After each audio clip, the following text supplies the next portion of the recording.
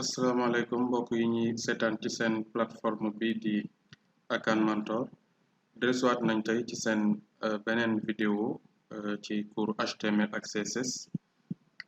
vidéo fukkeel bi ak ñeent tey ñu fas yéene waxtaane li nga xam ne moom mooy liste yi en HTML suñ ne liste yi nag am na ay liste yu bari dinañ xool liste ordonnée ak liste non ordonnée dinañ xool liste de définition wala liste description ak li nga xamante ne moom mooy les listes imbriquées kon yooyu la ñuy xool tey naka lañ koy defee ci HTML kon chapitre 14 bi muy wax ci liste yi en HTML ba tey li nga xam ne moom mooy jubluwaay bi kon maanaam objectif cours bi chapitre bi mooy ngeen xam lan mooy liste déjà boo ginnaaw bi nga xamee lan mooy liste ba noppi itam nga xam yan façon liste ñoo am type de liste yi am ci HTML maanaam suñu nee type de liste yi mooy li ma leen wax léegi dinañ ci xool kon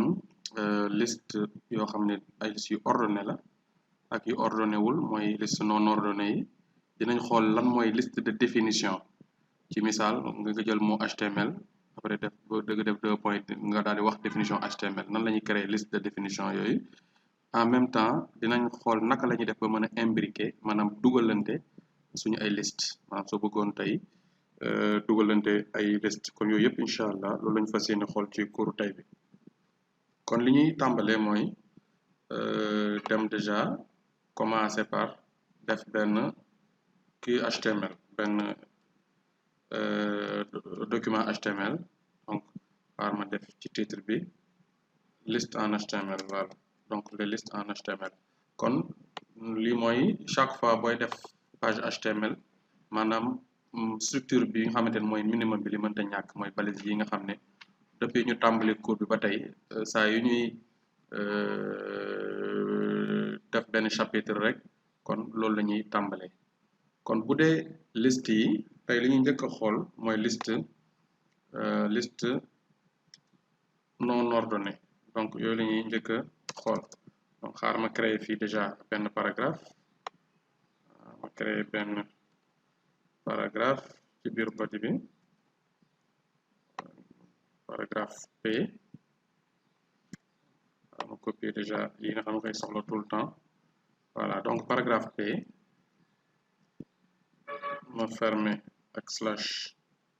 P donc on va voir d'abord li njëkk a gis mooy les listes non ordonnées les listes non ordonnées donc loolu la ñuy njëkk a gis kon donc les listes non ordonnées donc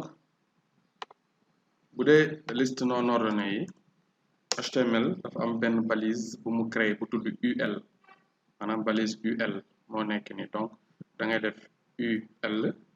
nga tëj ko ak slash UL donc lii mooy ci anglais unordered list maanaam liste non ordonnée liste bi nga xam ne ordonné wul donc sooy créer liste boo xam te ne ordonné wul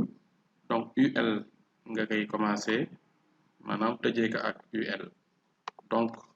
loolu mooy wane ni yaa ngi créer liste boo xam ne liste non ordonnée la léegi nag élément liste yi nag nga encadré par balise bu LI par exemple ligne bu njëkk bi su fekkoonte ni da ngay def par exemple da ngay def lundi donc lundi bi mooy premier élément bi donc da nga koy daal di encadré ak balise LI donc ci biir UL bi mooy liste bu ordonné wul donc LI bi moom mooy premier élément donc liste bi mooy premier élément liste bi donc ñu def beneen élément liste LI donc ñu def mardi par exemple def mardi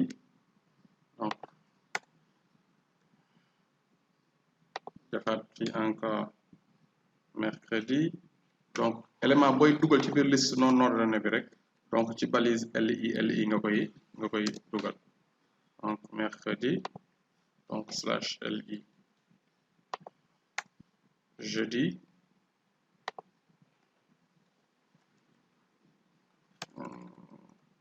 LI donc def fi jeudi jeudi /li nga def vendredi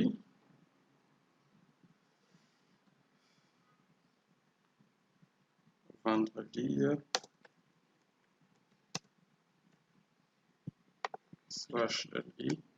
def samedi li def samedi /li donc bu mujj bi nga def dimanche. Donc liste non ordonnée la ñuy nekk di créer nii donc ci HTML. Donc toujours booy créer kon liste non ordonnée UL ngay def, donc li mooy ubbi liste bi UL, li moo koy tëj /UL. donc lii mooy balise yi nga xam ne moom mooy nekk ci biir kon mooy liste bi. donc liste bi benn ligne booy bind rek danga koy def entre li qui signifie line en anglais mooy ligne, donc nga tëj ko par /li. donc ñu enregistré suñu document dem xool enregistré sous ma tuddee ko cours 14.html pour 14.html. donc bu ñu ubbee gis nga lii mooy liste bi kon, donc dafay créer liste bi waaye ay puce lay def nii ci kanam mooy point yi ngeen di gis. donc kon saa yooy créer liste boo xamante ne liste bu ordonné wul la mooy liste non ordonné, donc da ngay utiliser donc UL mooy unordered list mooy liste non ordonné. léegi nag de ce fait liste bi ngay créer ci biir nga encadrer benn ligne bu nekk texte bu nekk par balise li ak li. donc loolu moo doon bu njëkk bi. donc ñu jàll ci créer beneen paragraphe par exemple def pour liste ordonnée yi. pour liste ordonnée nag mooy liste boo xam ne donc liste ordonnée donc mooy liste yoo xam ne soit day am ay numéro wala moom ay chiffres romains wala yooyu. donc dinañ xool donc nan la ñuy créer chiffre kii. donc exemple booy créer chiffre romain xam nga kii booy créer liste ordonnée xam nga fii yaa ngi doon def balise UL mooy unordered list mooy liste non ordonnée. bu dee liste ordonnée nag OL ngay def bu dee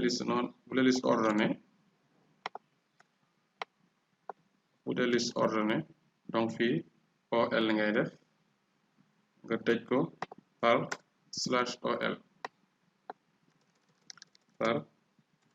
/OL donc OL mooy tekki ni order list mooy liste ordonnée ci anglais. donc nii la ñuy créer liste ordonnée. donc même chose booy créer sa liste ordonnée ba tey lignes yi ay li ngay def comme fii ni nga doon defee li pour créer lignes yi fii aussi noonu ngay def. différence bi mooy non ordonné UL ngay créer, mais bu dee liste ordonnée OL ngay créer. donc fii par exemple ñu def partie 1 ñu fermer /li. donc fii ñu defaat encore beneen ligne li ñu def par exemple partie 2 ñu fermer ligne bi par /li. donc troisième ligne bi ñu def encore li ñu fermer ko donc partie 3 déjà partie 3 ñu fermer ko par /li. donc loolu mooy pour liste ordonnée. donc ñu enregistrer dem actualiser xool voilà gis nga ko. donc liste ordonnée yi dafa am ay numéro gis nga mu def numéro 1 def 2 def 3. donc noonu nga mënoon a continuer bu la neexee def partie 4 partie 5 partie 6 etc. donc partie 4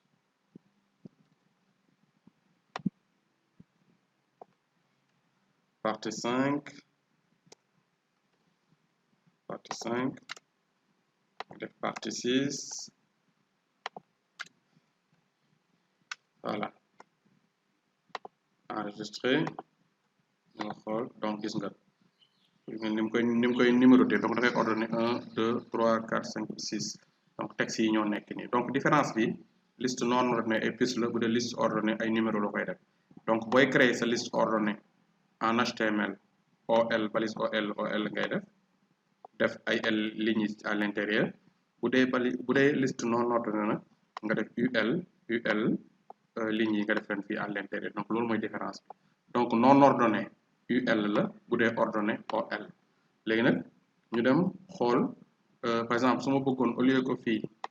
mu def ma ay 1 2 3 na mu defal ma ay chiffre roman donc bu boobaa damay yokk type bi mooy li ñu doon wax ne balise bu nekk am na ay attribut fan yee gisoon nañ lan mooy attribut donc tey OL am na attribut bu ñuy wax type su ma ko joxee type égal ma jox ko par exemple I majuscule ma defee I majuscule donc ñu enregistré xool lu muy def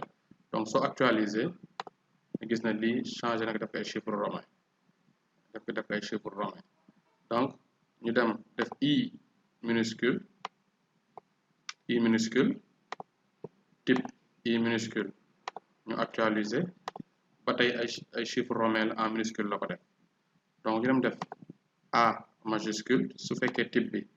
A majuscule la fekkee type bi A majuscule la enregistré nga actualisé donc gis nga kon type bi ay A B etc la koy def donc caractère alphabétique mais en majuscule donc ñu dem def type bi A minuscule enregistré donc bu ñëwee actualisé donc gis nga da koy def A en minuscule donc yooyu mooy pour liste ordonnée yi donc moom ngeen xam ne mën na am ay type donc beneen bi ci topp mooy liste de description ou de définition donc par exemple loolu dañu créer donc paragraphe bi déjà paragraphe bi ñu créer paragraphe bi par exemple ñu daal def ci paragraphe bi liste de définition donc liste ñu def ci paragraphe bi liste de définition dañ koy wax tamit liste de description ou de description donc ñaar yooyu la liste de définition ou de description donc pour créer loolu déjà donc da ngay def balise DL donc DL balise DL voilà donc da ngay def balise DL donc fermer balise bi /DL donc DL muy tekki description list en anglais donc da ngay tëj balise bi /DL voilà donc description list donc booy def liste de description kon ou de définition donc da ngay commencer par créer balise DL fi mooy tëj balise bi donc ci biir balise bi nga jël mot bi nga bëgg définir donc da nga koy def entre dt donc dt mooy définition terme moom terme bi nga bëgg définir donc dt par exemple terme HTML la bëgg définir donc fii lay bind HTML 2 points par exemple léegi nag lan la HTML di tekki donc loolu dama koy def entre dd mooy description de la donnée quoi donc ni d da nga koy def donc entre dd donc dd def tëj /dd donc fii ngay def définition bi par exemple HTML signifie nga def hypertext markup language voilà donc loolu mooy définition ñu dem xool donc résultat bi ñu am bu ñuy actualiser donc voilà gis nga fii dafa def HTML 2 points après mu defal la définition bi donc noonu la ñuy créer liste de définition donc kon tout le temps DL ngay def DL moo koy ibbi léegi terme bi ngay définir bi maanaam terme bi ñu abrégé comme HTML moom ngay def entre dd donc booy définir terme bi nag nga def ko entre dd ak dd donc kon loolu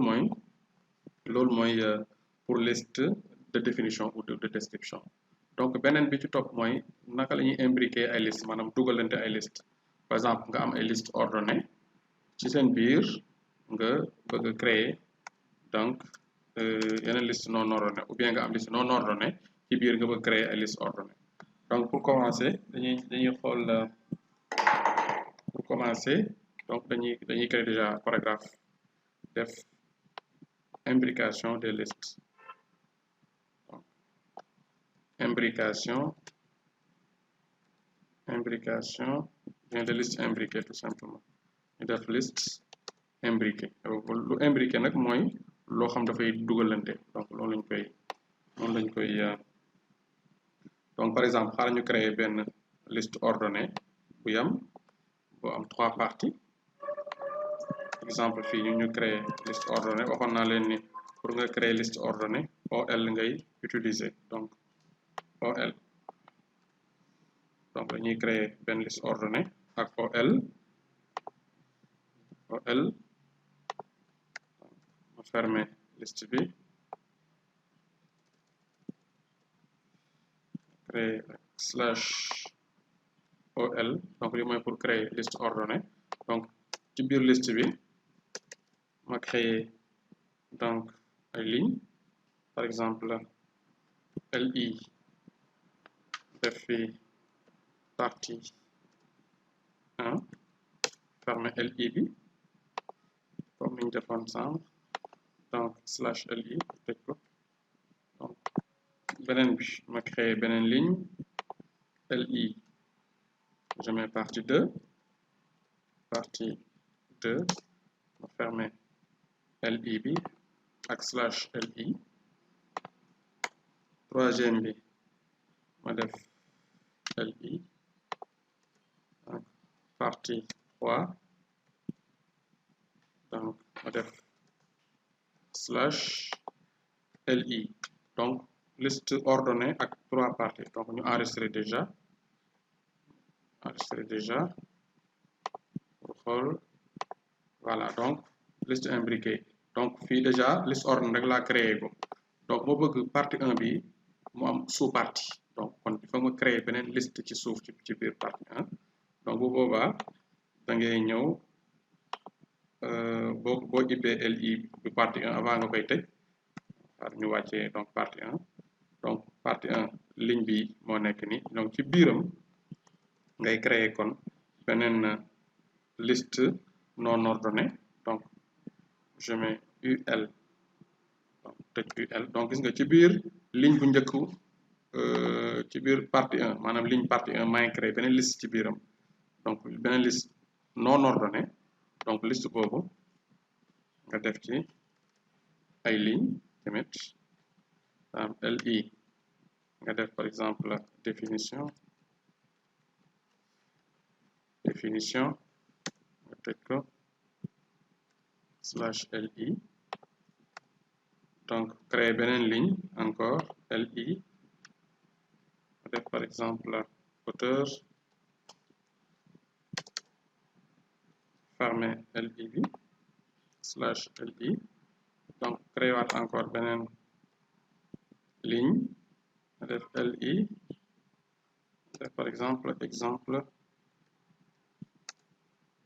fermer ak slash LI donc kon gis nga fii liste ordonnée laa créé moo nekk nii donc liste ordonnée am na ay ligne li mooy ligne bu njëkk li mooy deuxième ligne am li mooy troisième ligne mais ci ligne bu njëkk bi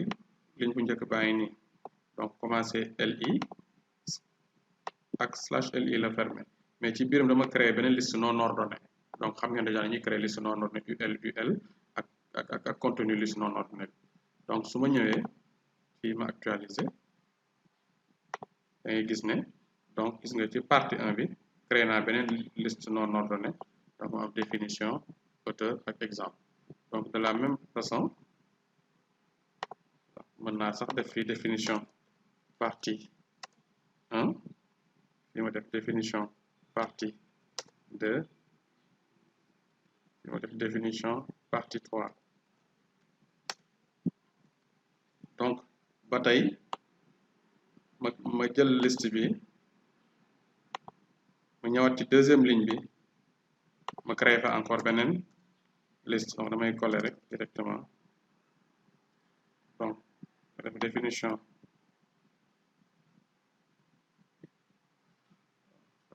fii partie 1 lay def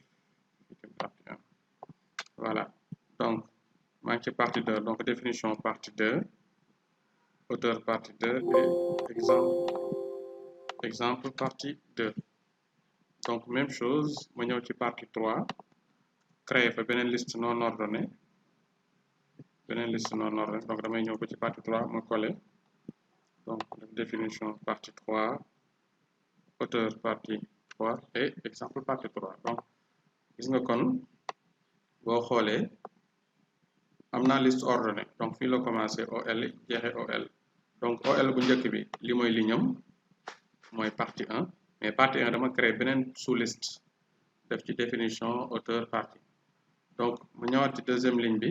partie 2 créer encore beneen sous liste donc ni ñu dugalantee loolu la ñuy wax ay liste imbriquée donc ñu xool résultat bi donc résultat baa ngi nii donc am na partie 1 ak ñetti beneen liste bu mu dugalaat ci biiram donc deuxième partie bi